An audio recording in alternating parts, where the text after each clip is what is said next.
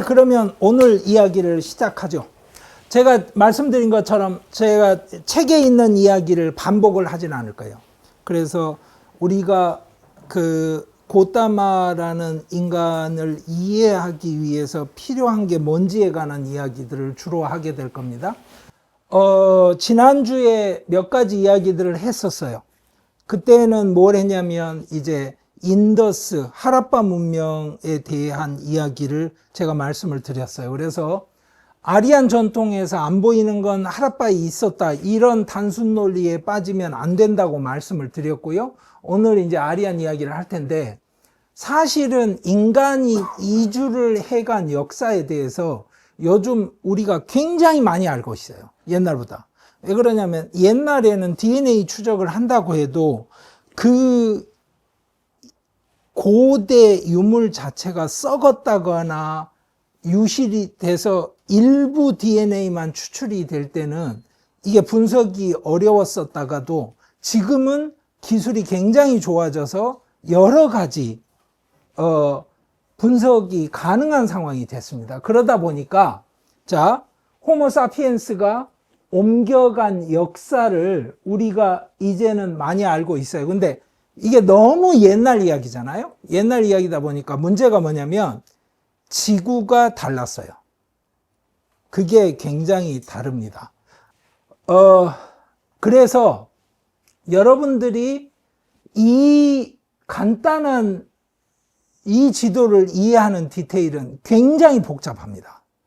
왜 그러냐면, 자, 예를 들어서 어느 정도 비중으로 어떻게 옮겨갔고 중간에 없어진 네안데르탈인이 현대 인류한테 몇 퍼센트의 그 유전자를 넘겨줬는지 이런 거에 대한 분석이 이미 돼 있는데, 그래서 우리가 싫어하는 유전자 있잖아요. 뱃살 찌우는 유전자 뭐 이런 거, 네안데르탈인에서 왔는지 아닌지 뭐 이런 이야기 하게 되는 거예요. 그런데 이 순달랜드라고 부르는, 여기가 지금 육지라고 생각을 해보세요. 그러면 우리가 생각하는 세계 지도라고 굉장히 다르잖아요. 저 순달랜드를 통해서 이주했던 사람들의 역사가 한반도 역사하고도 관계가 있어요. 관계가 없는 게 아닙니다. 그리고 이 순달랜드 왼쪽 위로는 바로 뭐가 있겠어요? 인도가 있습니다. 그러니까 저때 이주 역사까지 추적을 해서 이야기를 시작을 하면 너무 복잡해져요. 저희들이 다루기 힘들어요. 그리고 저걸 전공하는 분들도 이랬다라고 단언을 하기 굉장히 어려운 맥락들이 있어요. 그러다 보니까 지금 한번 보시죠. 자, 이런 식의 이주가 있었다고 하는데 이 선이 히말라야 산맥을 넘어갔다는 뜻일까요? 뭐 이런 거 복잡하잖아요. 근데 제가 지난번에 말씀드렸죠. 현대 인도에서는 뭐다, 아리안들이 인도에서 나와서 전 세계 문명을 만들어냈다. 그러니까 유럽의 뿌리도 인도에 있다. 이런 이야기 하고 싶으면 뭐 중간에 있는 화살표 몇 개를 잘 자란 거 지우고 굵은 걸 이런 방식으로 만들어요. 그러면 아프리카만 지우고 나면 이 그림 보시면 무슨 생각 들어요? 야, 인도에서 전 세계 인류가 다 나왔네. 이런 거 하고 있는 거잖아요. 그런데 빠지면 안 돼요. 그러니까 그런 이야기를 대중적으로 합니다. 그건 마치 한국에서 진영 논리에 따라서 뭐 이승만에 대한 이야기 다르게 하는 거랑 똑같아요. 그러니까 저걸 가지고 여러분들이 뭐 아리안 문화에 대해서, 그리고 뭐 그 붓다에 대해서 이런저런 이야기 하는 거는 그냥 무시를 하시면 돼요. 그래서 이런 거 보시면 뭐 이런 거예요. 아리안 인베이전이라는 용어 자체가 잘못됐다는 말씀도 제가 말씀을 드렸죠. 지난번에. 그러니까 아리안 인베이전이라는 용어 자체가 잘못됐는데 그거를 반박하는 자료가 이미 다 고고학에서 나왔다라는 저런 신문기사를 만들고 있는 것도 이제 한심하긴 한데, 문제는 뭐냐면 저거는 정치적인 힘을 받는 움직임이라는 거예요. 그래서 뭐 한도 끝도 없는 구체적인 이야기를 할 수 있습니다. 저희들한테 중요하지 않아요. 오늘은 지난번 했던 이야기 이제 되씹는 과정에서 자, 시놀리 이야기는 했습니다. 이거를 아리안 전차라고 해석하면 안 된다. 그 다음에 다른 곳에도 나와 있던 그 유물들이 있어요. 근데 그때 이야기 했습니다. 자, 조선시대에 살던 코끼리 뼈가 하나 발견됐다. 그래서 한반도에 코끼리가 살았다? 아니라고 말씀드렸죠. 코끼리가 왜 거기 있었냐면 코끼리가 한반도에 없었기 때문에 선물로 준 거라서 그래요. 그 이야기까지 했던 겁니다. 이제 드디어 이제 아리안 이야기를 합니다. 자, 아리안들이 이주를 해올 때 쌉다 신다바, 그래서 신두강으로 이주를 해왔고 그 신두강이 지금의 힌두, 인도라는 단어를 만들었다.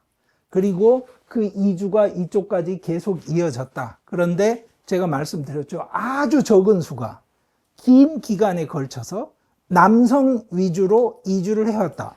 그러면 제가 이렇게 말씀을 드려볼게요. 자, 서울 인구 중에 3%가 제주 출신이라고 합시다. 예를 들어서. 그런데 모든 사람이 제주 말을 쓴다? 있을까요? 없을까요? 우리 상상하기 힘들죠? 그러면 제가 이렇게 물어볼게요. 서울 인구 중에 미국 사람 몇 %일까요? 제 아무리 높게 잡아도 10% 안 되겠죠? 그죠? 뭐 미국 국적자, 뭐 한국 출신 뭐 다 합쳐서. 제가 이렇게 물어볼게요.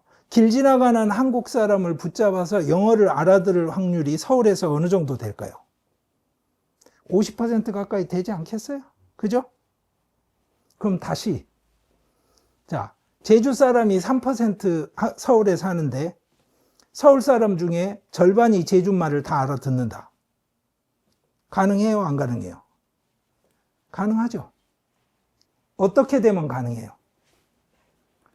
제주말을 해야 대학을 가고 제주말을 해야 공무원 시험에 합격을 하고 고시에 합격을 하는 상황이 딱 오는 순간에 가능해져요. 맞죠? 즉 제주말이 기득권으로 들어가는 통로가 되는 순간에 서울 사람들은 다 제주말에 적응을 합니다. 이해되시죠? 그 변화가 일어난 거예요. 아리안들이 적은 수가 여기로 왔다며, 그 다음에 남자들 위주로 왔고 뭐 어쩌고 저쩌고 한다며. 근데 붓다는 이쪽 여기 살던 사람인데도 그 사람이 쓰던 말이 아리안어였다며. 이렇게 하면 이게 그림이 잘 안 그려지는 거예요. 잘 생각을 해보세요. 처음에 이주를 해와서 여기까지 움직였던 사람들은 이 인도 현실의 동화가 굉장히 강하게 됐던 사람들이에요. 이해되시죠? 그러면 나중에 메인스트림으로 아리안들이 내려왔을 때는 이 사람들을 어떻게 대할 것이냐의 질문이 생겨요. 유럽을 기준으로 치자면 먼저 자리 잡은 사람들이 기득권자가 됐어요. 그래서 그리스나 로마에 자리 잡았던 사람들이 게르만들 왔을 때 저 야만인들 이러고 물리쳤잖아요. 아리안은 어떻게 됐냐면 다사라는 표현이 나와요. 그게 뭐냐면 노예라는 뜻인데요. 그 천민이거나 하여튼 욕하는 투로 부르는 이름이라고 생각하시면 돼요. 근데 제사를 지낼 때 있잖아요. 항상 선이 악을 이기는 쇼를 해요. 그러니까 뭐하고 똑같냐면 한국 사람하고 외국인하고 일부러 씨름을 시키는 거예요. 근데 외국인이 지도록 다 세팅이 돼 있어요. 그래서 한국 사람이 이기면 만세 이렇게 박수치고 행사가 진행이 되는 거예요. 그런 일을 하는 악역을 맡은 사람들을 다사라고 그랬어요. 그래서 처음에는 학자들이 뭐라고 생각을 했냐면 인더스 문명에서 살던 사람들을 불러다가 그렇게 했을 거다. 아리안들이 정복민이니까. 근데 요즘 연구는 뭐다? 다사가 아리안 선정착민인 거예요. 자, 제가 미국에 갔어요. 미국에. 이 2025년에 갔다고 칩시다. 가서 백인들하고 뭐를 할 확률은 낮아요. 왜? 말도 안 통하고 뭐가 안 돼. 근데 LA에 갔더니 한국 사람들이 있는 거야. 근데 이 사람들은 수십 년 전에 왔어. 그러니까 한국의 25년을 모르죠. 이 사람들은 70년대, 80년대를 알 거 아니야? 그 사람들을 상대로 갑질하는 게 훨씬 재미있겠죠. 보람도 있고, 만족감이 있을 거 아니야. 한국어로 내가 막 욕을 해도 알아듣고 화를 내줘야 될 거 아니야. 백인들 상대로 안 될 거 아니에요. 이런 상황을 한번 생각을 해보세요. 그 상황이 있는 겁니다. 그러면 붓다는 어떤 사람이었다? 그러니까 선정착민 중에 여기 그러니까 여기 이주해온 메인스트림 아리안이 보기에는 정말 오지에 사는 사람인 거예요. 문명화가 안 된 거야. 왜냐? 자기들이 생각하는 문명이라는 것은 아리안들이 본격적으로 이주해온 다음에 생기는 거예요. 그 문화가 바로 베다에 남아 있어요. 그러니까 베다가 제대로 관철이 안 된 이쪽에 있는 사람들은 문화적으로 완전히 오지에 사는 무시받을 만한 사람들인 거예요. 그런데 여기서 또 중요한 게 있어요. 뭐다? 이쪽 사람들은 이 지역에서 사는데 문제가 있었겠어요? 없죠. 자기들끼리 여기 모여서 이쪽 욕을 하고 있는 거잖아요. 이쪽 사람들은 이 안에서 사는데 문제가 없어요. 이걸 배경으로 해서 만들어진 게 슈라마나 전통, 고행 전통, 사문 전통인 거예요. 그래서 여러분들이 그 맥락을 우선 이해를 하시면, 자, 아리아는 원래 손님한테 잘해준다는 뜻이다. 왜? 유목민들, 사막에 지나는 사람들, 이런 사람들이 기본적으로 생존을 위해 필요한 건 항상 현지인들의 협조예요. 저는 몽골 초원에 가서 어디에 가서 물을 구하는지 알 수가 없잖아요. 그러면 몽골 초원에서 어떤 사람을 만났을 때 그 사람이 나한테 물을 주고 이렇게 저렇게 도와주는 게 저한테 굉장히 중요해요. 그리고 입장이 바뀌는 날이 오면 또 똑같겠죠.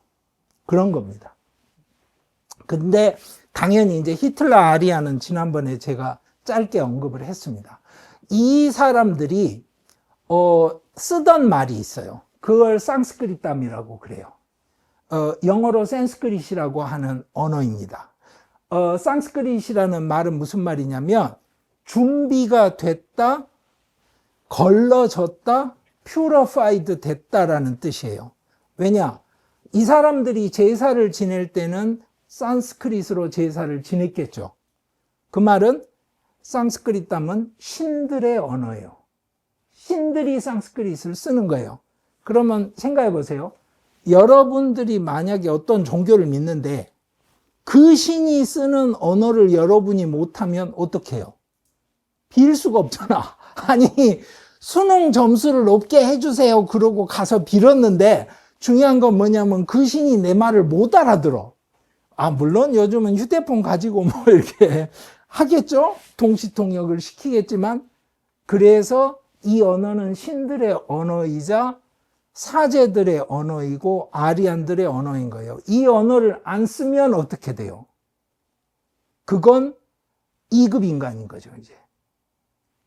그러니까 그게 뭐하고 똑같냐면 영어 시험을 쳐서 모든 것을 걸러내는 나라에서 영어를 못하는 사람하고 똑같은 거예요. 그 사람한테 얼마나 기회가 제한이 될지 생각을 해보세요. 그러니까 옛날만 해도 15년, 20년 전만 해도 대학들이 행사를 하면 그 통역을 하는 일들이 많았어요. 지금도 이제 불교 종단에서 행사하면 통역합니다. 요즘 대학에서 통역 안 해요. 시간 너무 많이 뺏기고요. 외국에서 유명하다는 교수 불러다가 1시간 강연을 시켜봐야 몇 마디 못해요. 옆에서 통역하고 또 하고 있으면. 동시통역은 이게 기계 세팅부터 시작해서 동시통역사가 동원이 돼야 되기 때문에 비용이 너무 많이 들어요.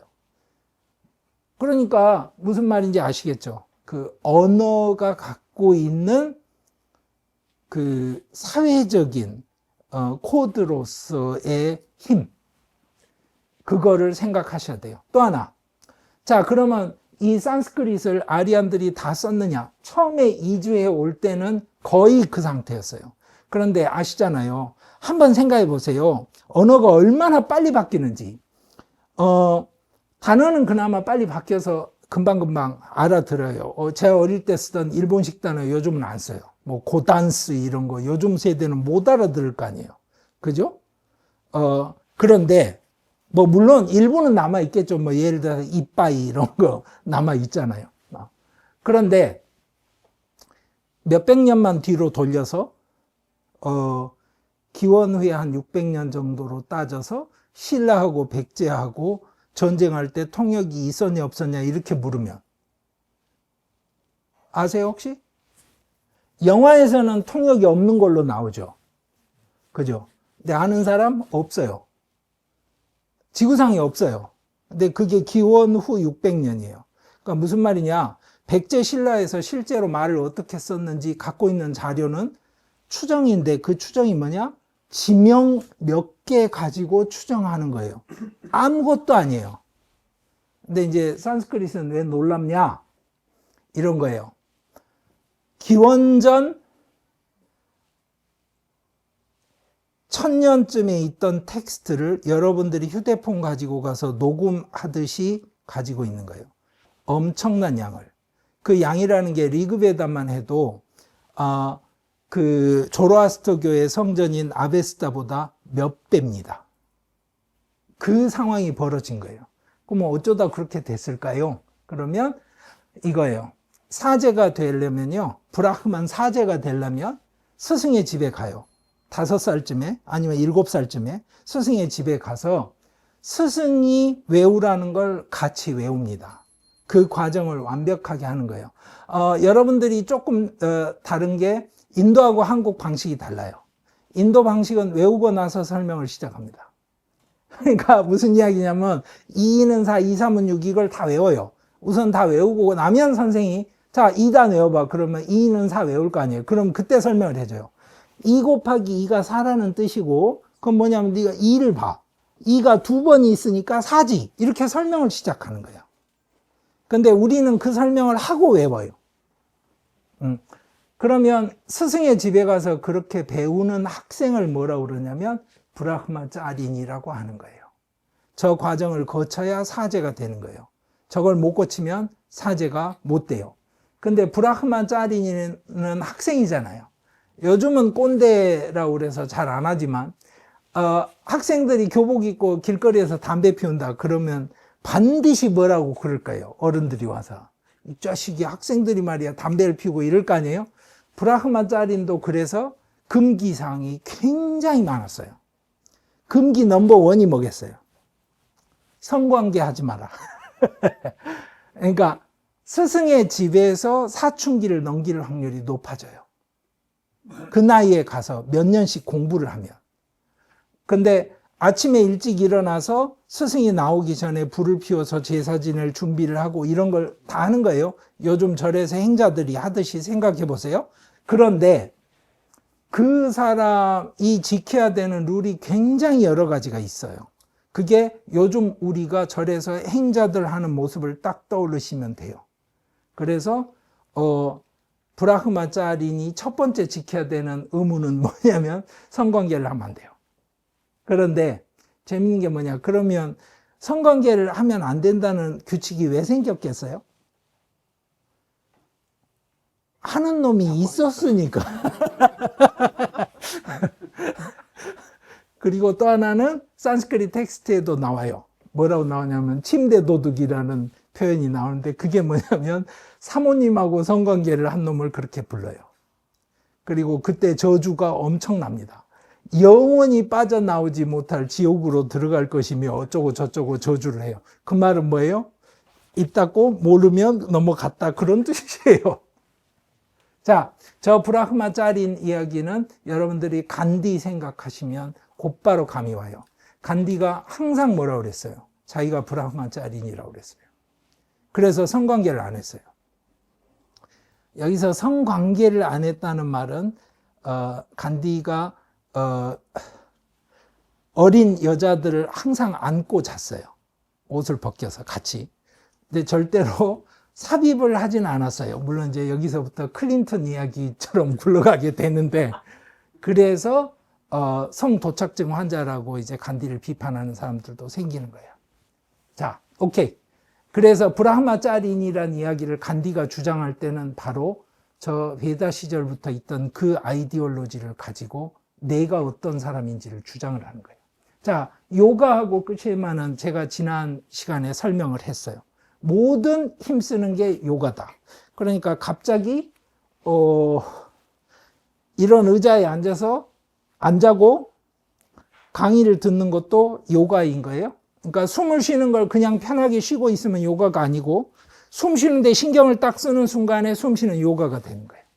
자, 그 사람들이 그러면 한국에서 영어가 관철되듯이 상스크리트 언어가, 그리고 아리안들의 문화가 고급 문화고 고급 언어로 관철이 된 거잖아요. 근데 영어는 왜 그러냐면 미국에 패권이 있으니까 그렇게 된 거잖아요. 다른 게 아니잖아요. 일제시대 때는 왜 그러면 일본어를 다 했어요? 그거야 일본이 그때 한국에서 힘이 있었으니까 그랬죠. 아리안들은 뭘 했길래 그럴까요?에 대한 답이 이제 아리안들이 갖고 있던 이 마차 바퀴에 응축이 돼 있는 겁니다. 저 마차 바퀴를 만드는 노하우를 가지고 인도로 들어온 거예요. 그래서 제가 이것도 지난주에 보여드렸습니다. 그리고 이게 바로 요즘 불교나 어디 사찰이든 힌두교에서도 자주 볼 수 있는 짜크라 상징입니다. 그리고 이제 나아가서 이 인도 국가기관들의 휘장으로 사용되는 이 사자상이 사실은 밑받침이었다 하는 이야기까지도 했어요. 그러면 이제 베다라는 거는 도대체 뭐 하는 세계관을 가진 문화였느냐 물으시면 이제부터 시작을 합시다. 여기가 지금 베다에서 제사를 지내는 장면이에요. 그리고 베다에서 제사를 야주냐라고 합니다. 여러분들이 요즘 인도 가서 제사 지내는 거는 뿌자라고 해요. 야주냐가 아니에요. 그거는 아예 다른 겁니다. 자, 여러분들 잘 생각해 보세요. 한국의 절에서도요, 스님들이 하는 의식이 있어요. 49제 때 딱 정해진 의식을 맞춰서 합니다. 자, 49제를 하고 싶어서 제가 절에 가서 저희 누구를 위해서 49제 할 수 있어요? 아니죠. 그건 아시죠? 아니, 성당에서도 마찬가지예요. 아니, 나도 인간인데 내가 하면 하는 거 아니야? 어떻게 하는지 가르쳐 주시면 제가 가서 할게요 하고 할 수 있어요? 아니죠. 그런 거예요. 즉 무슨 이야기냐면 정해진 법칙에 따라서 완벽하게 그 형식을 지켜줘야 되는 게 야주냐예요.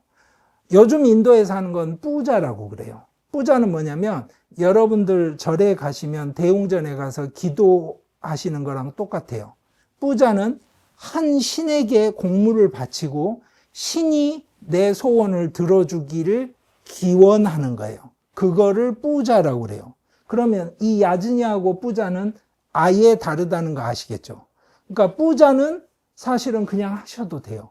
그래서 인도에는 집집마다 자기가 섬기는 신을 모시는 뿌자할 수 있는 조그마한 그 장소가 있는 겁니다.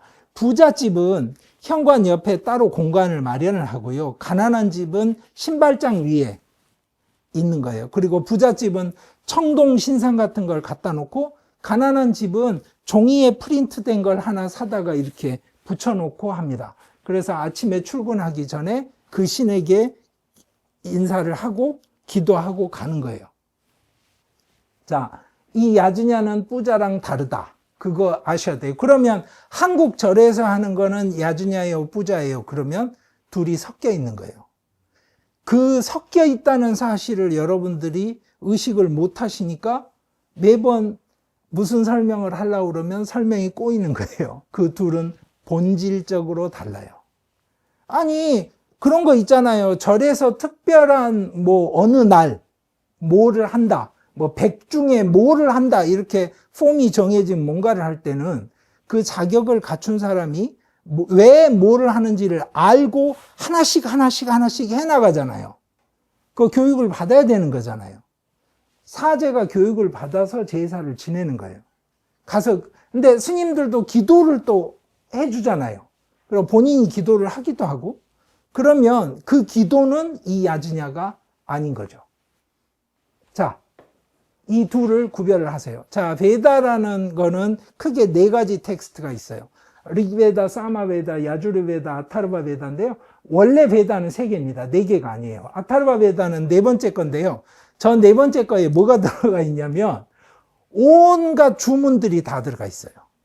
그러니까 무슨 이야기냐면 여러분들 불경의 팔만대장경 보시면 작은 경전들이 있는데요. 어디다 쓰는 거냐면 주문들인데요. 이런 겁니다. 눈 아플 때 쓰는 주문 경전, 배 아플 때 쓰는 주문 경전, 심지어는 치통 경전이 따로 있고요. 생리통 경전이 따로 있어요. 아니 근데 생각해 보세요. 이조시대 때라고 사람들이 치통하고 생리통을 구별 안 했겠어요? 다 했어요. 그러면 산부인과에 문제가 생겼을 때 그때 산부인과 의사가 없잖아요. 그죠? 그때 어떻게 정리했냐? 그렇게 하는 거예요. 그래서 뱀 물렸을 때 쓰는 주문이 있고 그런 걸 모아놓은 또 경전이 있고, 그래서 지금도 티벳이나 아니면 저쪽에 인도 쪽에 가면 인도 차밭에서 사고 많이 나거든요. 그래서 뱀 물릴 때 쓰는 주문들 지금도 많이 씁니다. 차밭이라는 게 습도가 높아야 되고 서늘해야 되잖아요. 그러니까 그 사이사이에 뱀들이 많단 말이에요. 근데 손으로 잎을 따야 되기 때문에 사고 많이 납니다. 그래서 아타르바 베다는 이야기가 달라요. 리베다가 제일 오래된 층위의 텍스트고요. 저 사람들이 제사를 지낼 때는 자, 규칙에 완벽하게 맞춰야 된다는 말씀을 드렸어요. 구체적인 설명들까지는 제가 오늘 못할 테니까 간단하게 그냥 이렇게 하는 거구나라는 그 감이 오게 보여드릴게요. 이게 베이디라는 건데요. 제사를 지내는 터입니다. 제사 지내는 터를 이렇게 마련을 하려면 이 계산을 해야 될 거 아니에요. 그죠? 이 계산을 하려면 최소한 요새 우리가 아는 기본적인 기하학을 해야 되죠. 그리고 또 하나, 이거는 이제 제사 중에 특별한 제사인데요. 여기 이제 펠컨 모양을 한 제단을 따로 만드는 제사예요. 자, 이게 그 설계도예요. 파키스탄 라호리에 있는 필사본을 찍은 겁니다. 실제로 만들어진. 이렇게 만들어졌을 거예요, 옛날에. 그리고 이 벽돌들이 이 한 단위를 몇 개를 제작을 해서 정확하게 그 숫자가 들어가는 거예요. 제사가 끝나고 나면 저거를 그냥 없애버립니다. 그래서 이렇게 남아있는 흔적도 있어요. 자, 저렇게 하고 있으면 이제 묻게 되는 게 이런 거죠. 저 계산을 기하학적으로 다 했다 그러면 수학 계산을 다 했을 거 아니에요. 그리고 또 하나, 제사 날 잡는 게 쉽지가 않아요. 잘 생각해 보세요. 음력이든 양력이든 지구가 공전하고 자전하는 것이 365일로 딱 떨어지질 않잖아요. 그죠? 그러면 어떤 식으로든 컴펜세이트를 해줘야 돼요. 이게 굉장히 복잡한 방식이잖아요.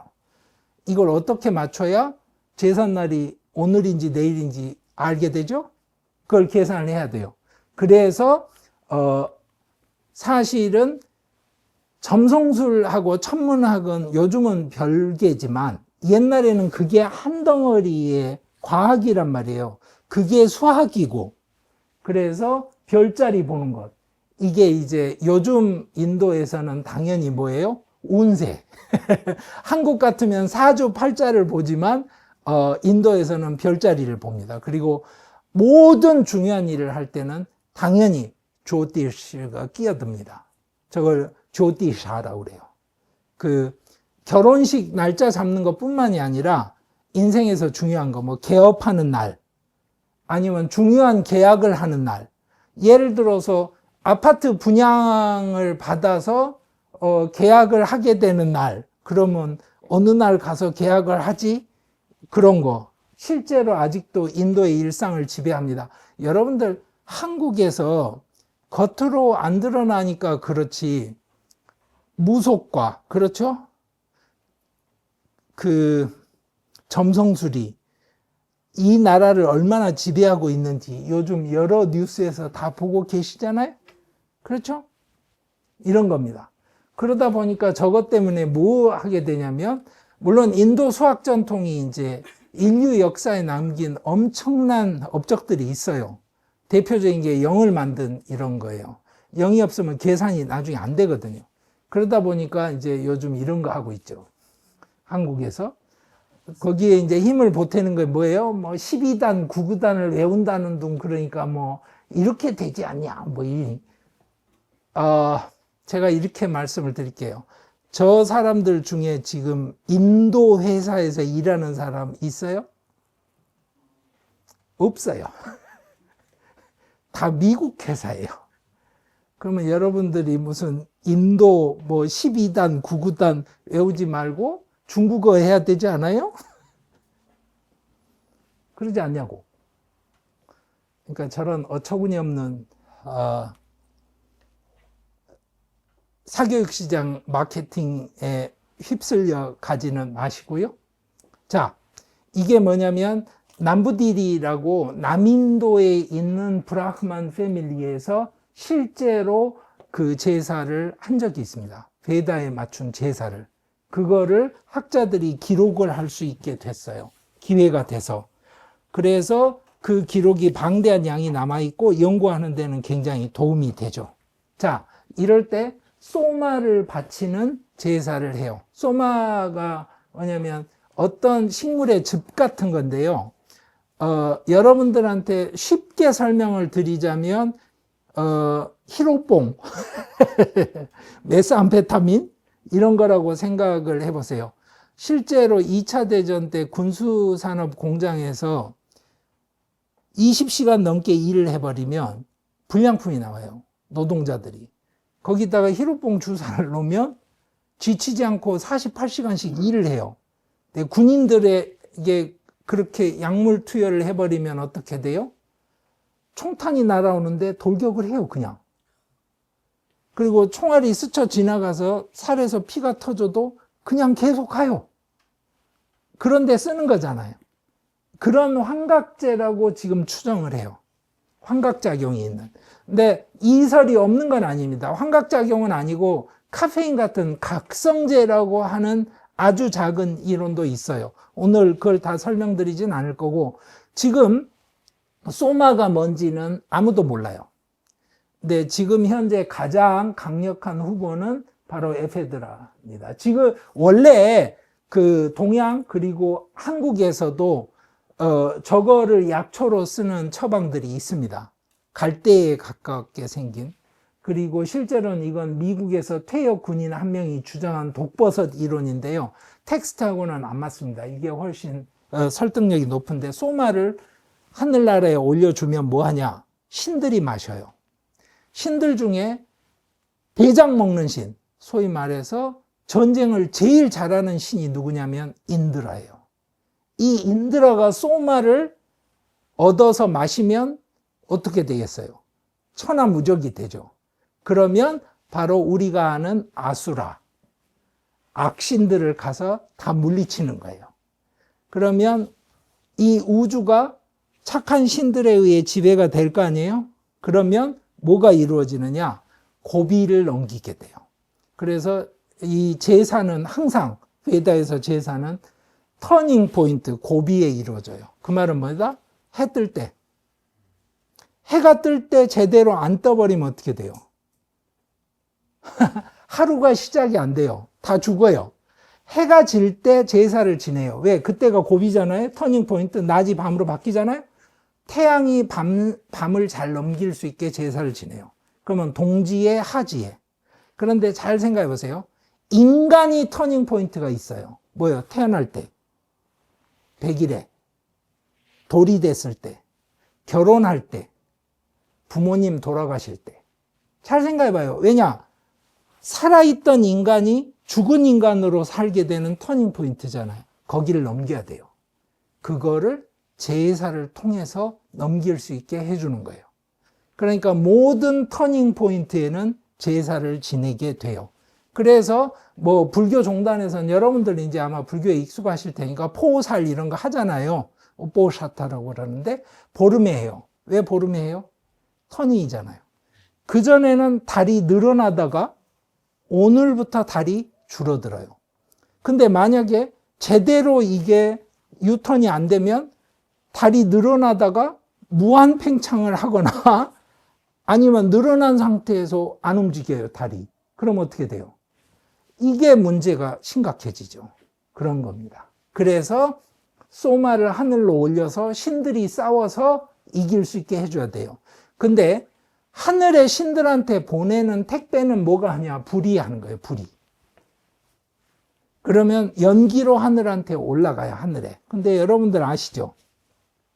추석 때 제가 선물을 이분한테 보냈다고 생각해봐요. 사과를 한 박스 보냈어요.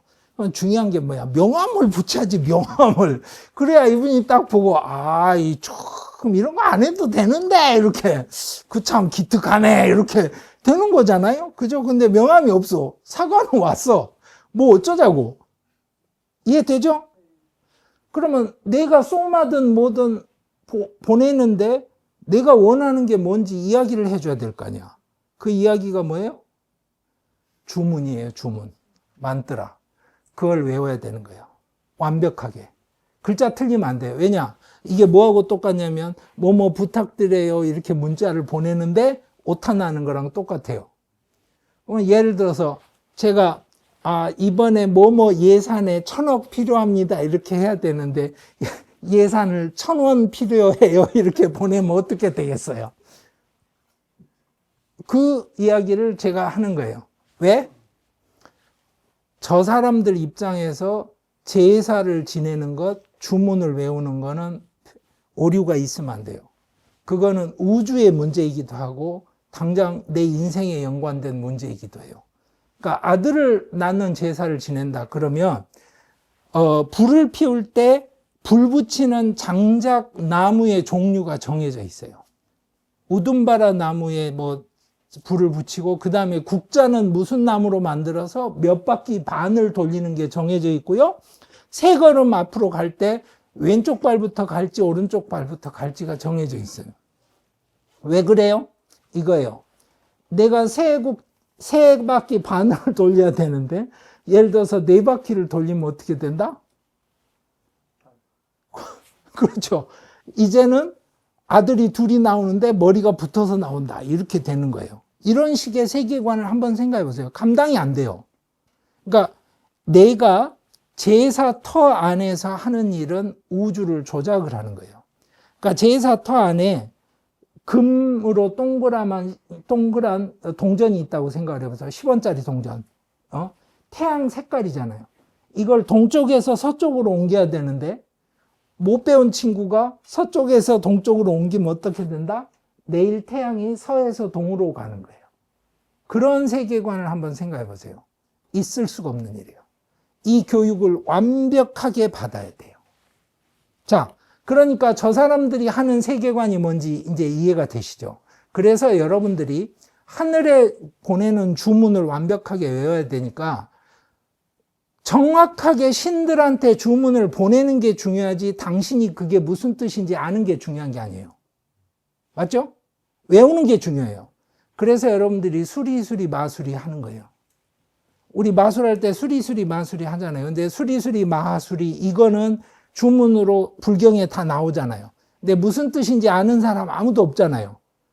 그건 중요한 게 아니에요. 중요한 건 그 사운드를 정확하게 외워서 하는 거예요. 그게 중요해요. 이게 다시 아까 이야기로 돌아가 봅시다. 기원전 1500년에 쓰던 언어를 그렇게 외워가지고 내가 녹음을 한 것처럼 단어 하나 안 틀리고 지금까지 다 전해져 있으면 우리가 기원 후 600년에 백제 신라의 언어가 어떤지 모르는 거하고는 어때요, 상황이? 하늘과 땅 차이야. 그래서 우리는 텍스트가 기록은 안 돼 있지만 외워서 전하는 저 테크닉을 통해서 엄청난 정보를 가지고 있는 거예요. 인더스 문명, 하라파 유적하고는 아예 다른 거죠. 자, 그런데 이제 저걸 가지고 당연히 요즘도 이런 종교 생활 하시는 분들이 계세요. 이거 카나다에서 하는 베이다예요. 예. 자, 여러분들한테 이제 다른 예를 하나 들어 드리려고 해요.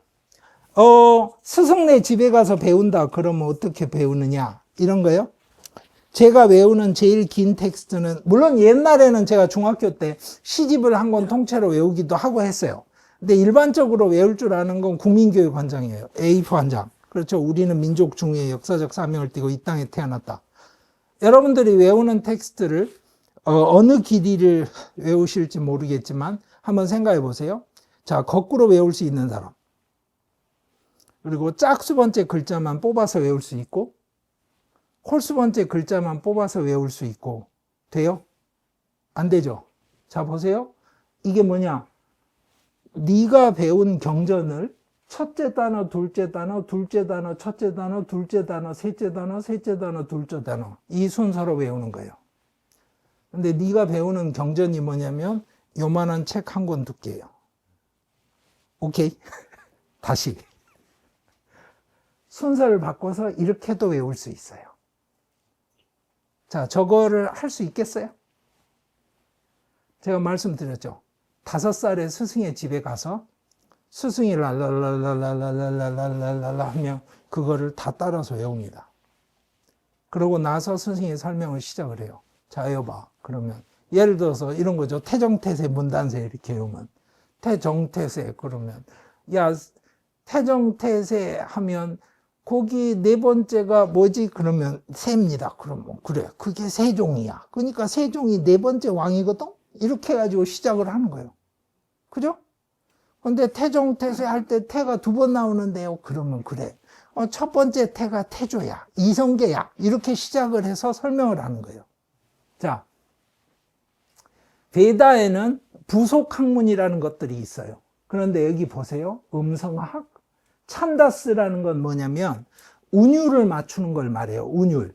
그러니까 리듬을 맞추는 거예요. 시조에서 3, 4, 3, 4 맞추듯이. 저 찬다스가 중요한 게 뭐냐면 붓다 제자들 중에도 저 교육을 받은 친구들이 있었을 거 아니에요. 엘리트들이. 그래서 형제가 붓다한테 찾아와요. 그래 뭐라 그러냐면 당신 죽고 나면 싸움 날 거다. 이 사람 저 사람 다 다르게 내가 붓다한테 배운 건 그 말이 아니었는데 이럴 거 아니냐. 그러니까 이런 사태를 미연에 방지하기 위해서 당신이 하고 싶은 말을 지금 나한테 이야기를 해달라. 그러니까 A4 5장, 10장 정리를 해달라. 한 권이 돼도 괜찮다. 정리하면 우리가 뭐다? 이 방법으로 완벽하게 고정을 해서 아무도 시비 걸 수 없게 전승을 하겠다. 저걸 안 해가지고 지금 8만 대장경이 만들어진 거잖아요. 꾸란은 생각해 보세요. 꾸란은 그 아랍어를 못하는 사람도 예배를 할 때는 아랍어 꾸란을 쓰게 돼 있어요. 내용을 참조하고 싶어서 번역을 보는 거지. 여러분들 성경은 보세요. 한국어 성경 가지고 해요. 맞죠? 근데 꾸란은 그러지 않아요. 그러니까 정말 픽스가 잘 돼 있는 거잖아요. 그걸 갖고 해석하는 건 다른 문제예요. 꾸란에 이 내용을 이렇게 이해할 거냐 말 거냐. 근데 붓다는 뭐라고 그랬다? 그런 거 하지 마. 붓다는 베다 전통을 굉장히 싫어했어요. 그리고 산스크릿도 싫어했어요. 붓다는 산스크릿 단어를 쓰지 않았어요. 자, 그 다음에 여기 보세요. 그래서 그걸 찬다스라고 그래요. 그래서 그 제자들 둘이 와서 하는 말이 뭐냐면 찬다스를 가지고 고정을 하겠다는 말을 해요. 자, 이거 비아까라나는 문법이라는 뜻이고요. 니룩다는 이제 그 말의 뜻이 원래 이래서 생겨난 거다라는 설명을 하는 거예요. 이런 겁니다. 그러니까 재밌는 게 뭐냐면 베다에 관계된 학문들은 다 언어에 관한 거죠. 그러니까 이 사람들은 정말 언어에 미친 듯이 꽂혀 있던 사람들이에요. 그래서 예를 하나 들어드릴게요. 뜨바시들이라는 사람이 제사를 지냈어요. 근데 스펠링이 틀린 건 아니야. 뭘 했냐면 액센트가 틀린 거야. 액센트가 인드라 샤뚜루라고 액센트를 해야 인드라의 천적이라는 뜻이 돼서 네가 가서 인드라를 물리쳐라라고 딱 될 제사를 쫙 지내려고 그랬는데 얘가 액센트를 잘못해서 인드라 샤뚜루가 돼버린 거예요. 그러니까 인드라의 밥 이렇게 돼버린 거예요. 그렇게 돼가지고 어떻게 됐다? 제사를 빡 지냈는데 인드라를 때려잡기는커녕 가서 인드라한테 잡아먹혔다. 자, 다시 한번. 이게 얼마나 중요한 거냐면 이런 거예요. 신라를 발음으로 전해줬다고 해봐요. 자, 300년 있다가 한국사를 배운 사람이 아무도 없는 나라가 됐어요. 신라가 니은 받침인지 리을 받침인지 어떻게 알아요? 모르죠. 몰라요. 맞죠? 여러분들이 그 수리수리 마수리를 외우지만 무슨 뜻인지 모르듯이 몰라요. 근데 재밌는 건 뭐예요? 거꾸로 한 번만 외워주면 분명해져요. 실라 발음하지만 거꾸로 외우면 라신 딱 되니까 아, 이건 니은 받침이구나 이렇게 이해가 되죠. 그래서 아까 보여드렸죠? 거꾸로도 외우고 홀수번째 외우고 붙여서 외우고 그렇게 외우는 거예요. 그렇게 전해진 텍스트가 이따시만한 게 저희들한테 전해져요. 그게 브라흐만들의 전통이에요. 그러니까 여러분들이 인도 힌두교의 사제들에 대해서 우습게 생각하시면 안 돼요.